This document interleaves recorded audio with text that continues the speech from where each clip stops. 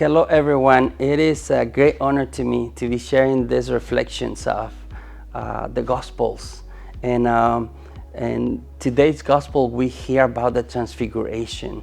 Jesus makes a decision to go up the mountain, which in the Bible is, very important. That's where you meet God. That's where the presence of God, is reached. That's where you find Him and you talk to Him. This is a tradition from the Old Testament. And He takes, Peter, James, and John with them. And it says, and there's a lot of theology, very nice, very beautiful theology over here.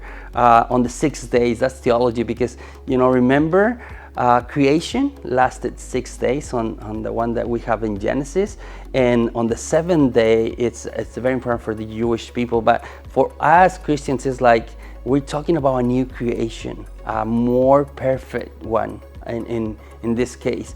And then we have Jesus in the mountain, like getting like full light, like it is amazing. Transfiguration in Greek means metamorphosis, which when you translate it, it's like he totally changed from the human appearance to this divine one.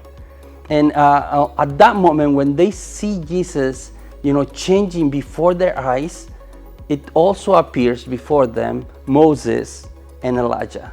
Moses, which represents the Torah, the law, and Elijah, who represents the whole tradition of prophets in the Old Testament.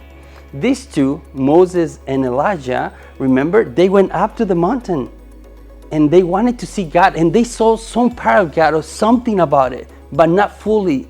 Now, in this passage, we have Moses and Elijah seeing God in Jesus face to face. Face to face. The whole Old Testament is being fulfilled. And what does this has to do with our lives? Well, remember, Peter, this was so amazing, Peter wanted to stay. He proposed to Jesus, let's build 3 tents, one for you, one for Moses, and one for Elijah, and let's just stay here. Why do we have to go anywhere? Let's stay here. It was so amazing. In the tradition of the Catholic Church, we have some saints that have what we call the beatific vision. For instance, Saint Teresa of Avila, Saint Thomas Aquinas, and most of the people who has experienced this, it's crazy, but they want to die. Once they see God as God is, this is the beatific vision, what is beyond what we have in this life, this life is like meaningless. Saint Teresa of Avila wrote I want to die. Basically, her point is I want to be on that side. Peter did not want it to leave because he's basically seeing heaven. You and me, maybe, I do have some moments in my life that I feel so close to God that I call them my little pieces of heaven. And if I can share with you, one of them, of course, it was a retreat that I leave, that I felt so close to God. I felt God in my life in this very amazing way that I wanted to be there and not leave. Another moment was when my daughter and my 2 sons were born. When I hold them for the first time, I wanted time to stop too. It was so amazing. This grace, this gift from God of me being a father.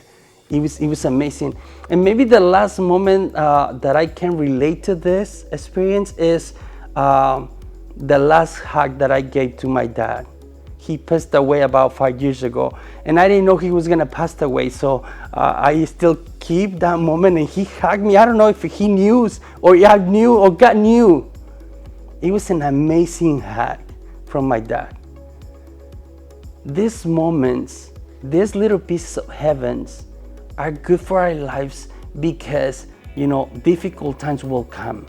As we journey, in our lives through heaven, there's going to be moments that it's going to be just hard.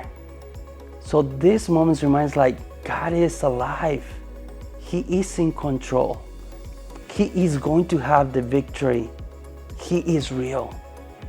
So when difficult times come for you or for me, we need to grab to these amazing moments. I hope you have some and you just treasure them as I do.